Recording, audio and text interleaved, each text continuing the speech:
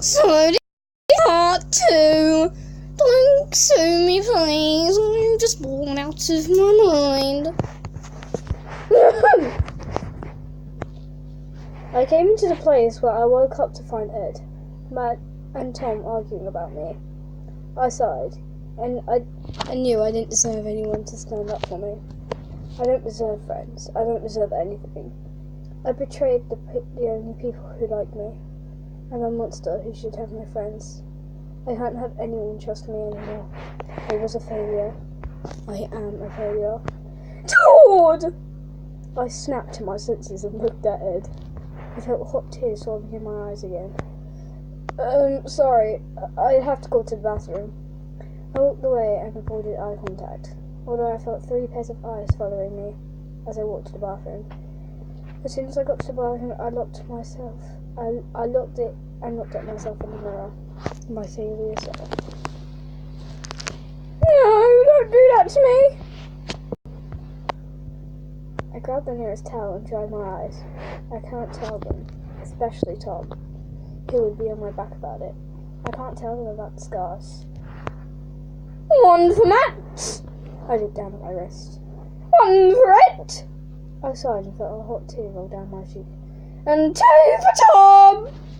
My wrists were practically covered in bandages that I put on. I couldn't let anyone know about this! I took my nail and put it against my skin. 1 for Matt, 1 for Ed, and 2 for Tom. I mumbled. I made lines in my skin, but my nails weren't sharp enough to cut it. Help me. I jumped when I heard pounding on the door. Hey, Tom, hurry up! What's taking you so long? It was Tom. I had to lie, so I flushed the toilet, although there was nothing in it.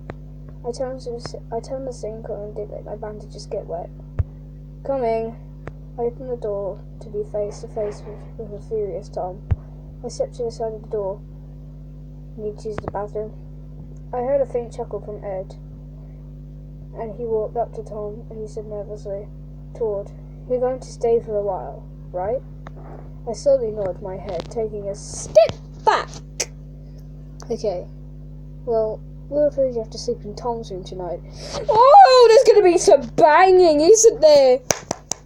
Loud banging! You can find a new apartment or organise something else for tomorrow night. I took a few steps back and tripped again. I fell backwards into the bathtub.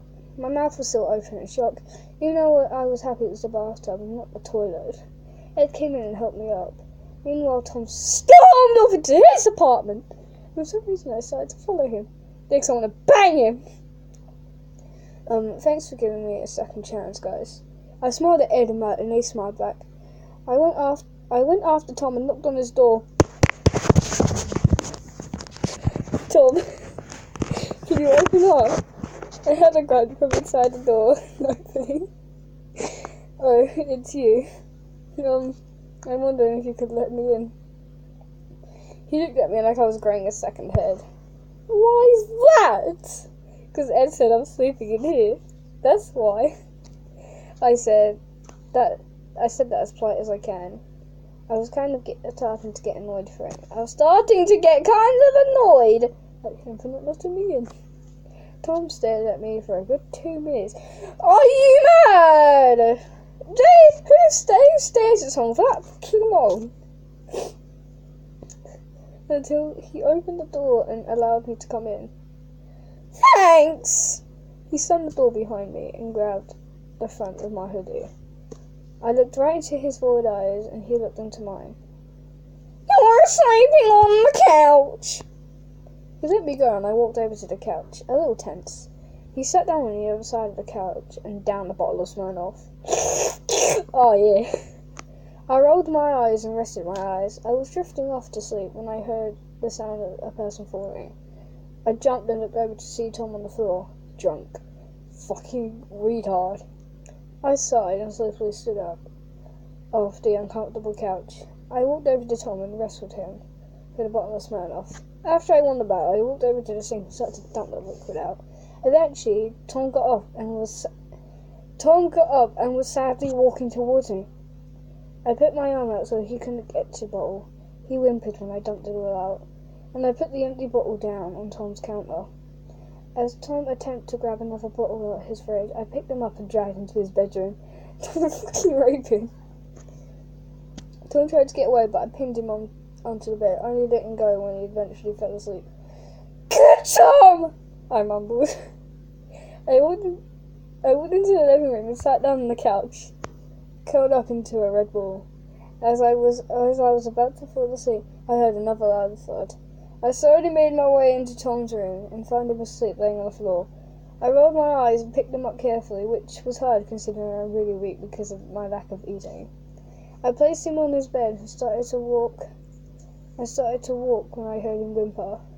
Tom, stop it. I need to sleep, I said tiredly. I walked back over to him and sat on the edge of his bed.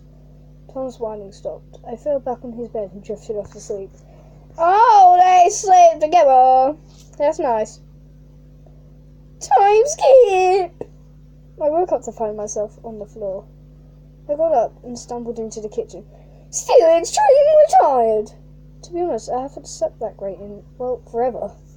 I've gotten so used to sleeping on park benches on the cold, hard ground, that sleeping on the floor of a nice warm room was actually enjoyable. I sat down on the couch and heard Tom come out of the bathroom. Morning, Tom. Morning, Todd. How'd you sleep? Great. It was amazing sleeping on the floor.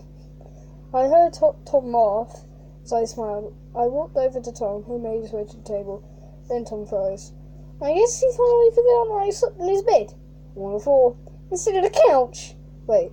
Didn't I tell you to sleep on the couch? I looked up at him and smiled. Well, I was going to, only that I couldn't because you were whining. So I went into your room and just stopped whining. I was so tired I just fell asleep. I looked up. I'm pretty sure I saw Tom lightly blushing. I crashed my chin on the table and looked at Tom. I saw he fixed his hair, whereas I just left it be how it was when I woke up. After 5 minutes of awkward silence, I hear a knock on the door. More knocking! Tom goes up and answers it, and I was too tired to see who it was. I heard Tom talking and closed the door. Todd, it brought your hoodie. He handed me the red hoodie and I took it from him. I sat up and looked down at my red hoodie. Hoodie I've been wearing for 9 years. When I was wearing when I lost my friends. The one I killed their neighbour, Johnny. Tears started to form in my eyes. Tom! I stood up, ignoring Tom. I walked into the bathroom and locked the door. I looked at myself in the mirror. I was a mess. My hair was all over the place. I had bags under my eyes. But I didn't care.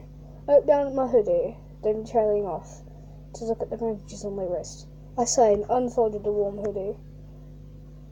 I zipped it over my shirt and paused as the pain in my left arm stung!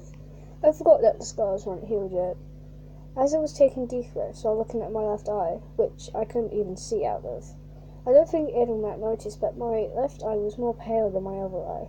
I pressed my hand on my left ear, which I couldn't hear out of sometimes. I deserved this. This is what I get for betraying my friends, or should I say, my only friends.